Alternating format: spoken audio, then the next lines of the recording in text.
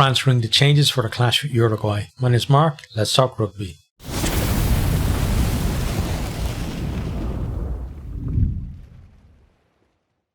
France v Uruguay. It's in the Stade Pierre-Mauroy in Lille.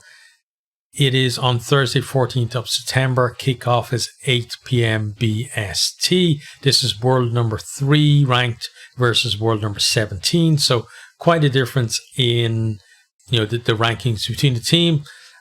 And as you'd expect, France have made, I think it's 12 changes to their starting team, and they can afford to do that, I think.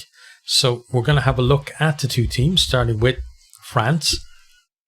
So front row, they've got Gross, Bougarit, and Aldahiri. So, still a really good front row there. They still have Woki in the second row as well, and he's joined by Taufi Fanua. So, you're still looking at quality players. Back row, then you got Baudin, Jalonch, and MacLeod. So, you're taking out, you're replacing players who are, in the conversation for, best player in their position in the world, for players who are, would be, just below that is kind of the way it is. Like, so there's a little drop in quality, but it's not a huge drop compared to, what other teams do when they make changes. Then one big drop though, down to Lusu. At 9, like Dupont, he's just a special player. There's no 9 in the world that compares to him, and there's no, I don't think there's any player of this generation of players really that compares to him. So whoever it is going to be a bit of a drop. And you got Astoy at 10.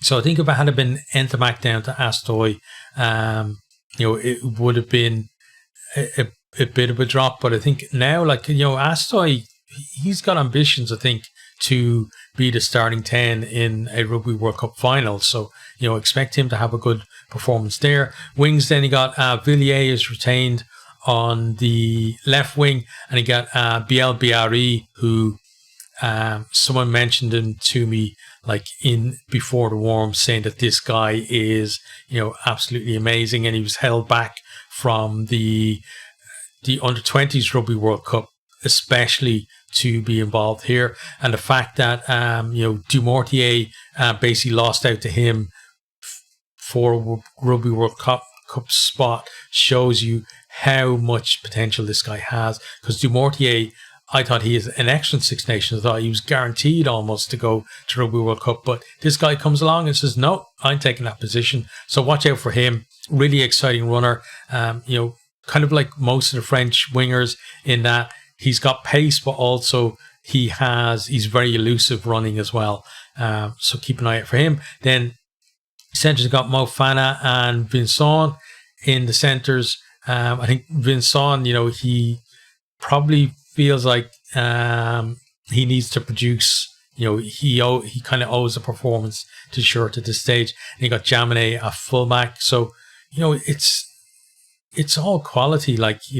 Obviously, if you bring in the starters, you're going up a notch. But still, if this was your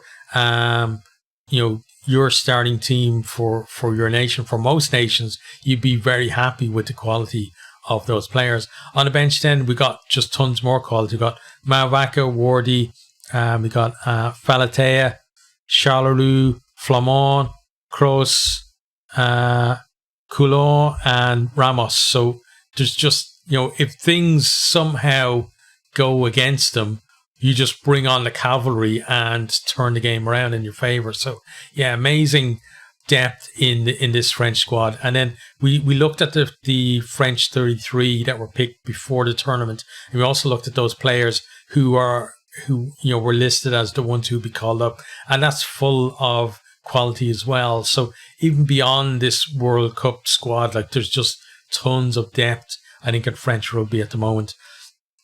Now, let's have a look at the Uruguay team. So, I'll tell you right off the bat, I don't know much about these guys. They're another team who I'm looking forward to getting to know them over the... Oh, my PC is doing some stupid noisy thing now.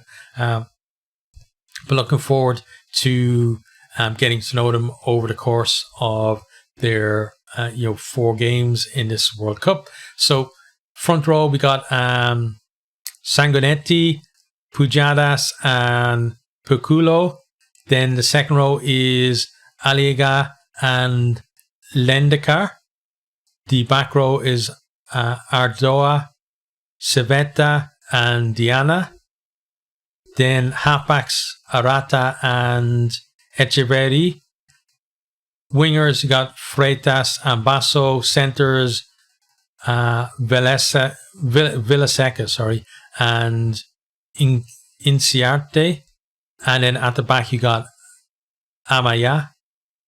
Then the replacements. So we got Gatas, Benitez, Pius, Dotti, Bianchi, Deuce, Ormachea, and Berchesi.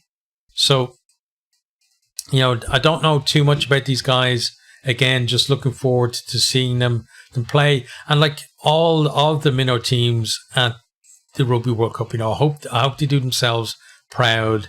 And doing yourself proud as a minnow it's not about winning the games. Hopefully in the future it will be the fact that these minnows can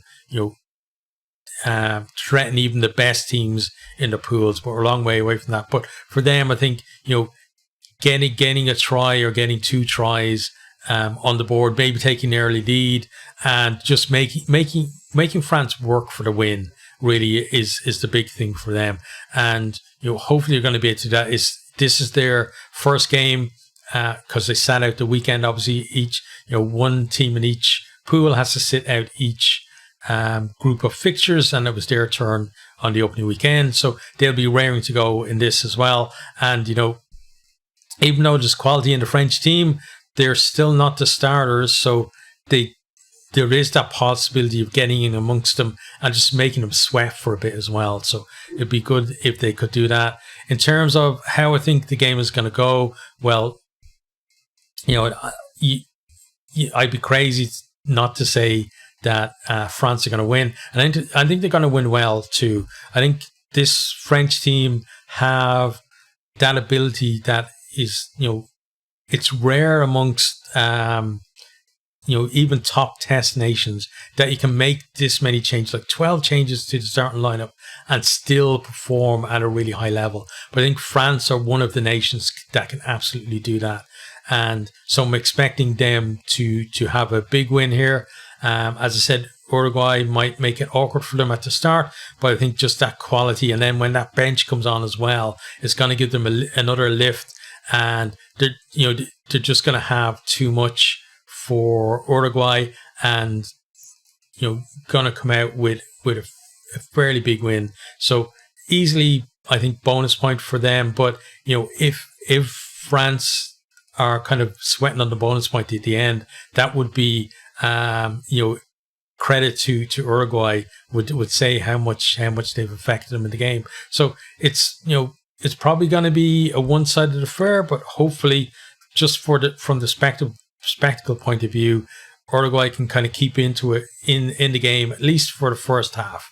And then second half, we know it's probably going to become a bit of a blowout towards France, but give them a game for the first 30 to 50 minutes, that kind of range, and I think everybody will be happy with that. I think we're going to see some, from France, some amazing rugby and some amazing tries, and hopefully we see a couple of tries from Uruguay as well. It's maybe, it's obviously not the pick of the games for the coming weekend, but still, these kind of games, I find enjoyment in them as well, because again, you're seeing teams with very different goals, but it's a situation where possibly both teams can meet their goals and be happy with their performance at the end of the day. And I like those kind of games. So yeah, as I said, France to win pretty comfortably in this one.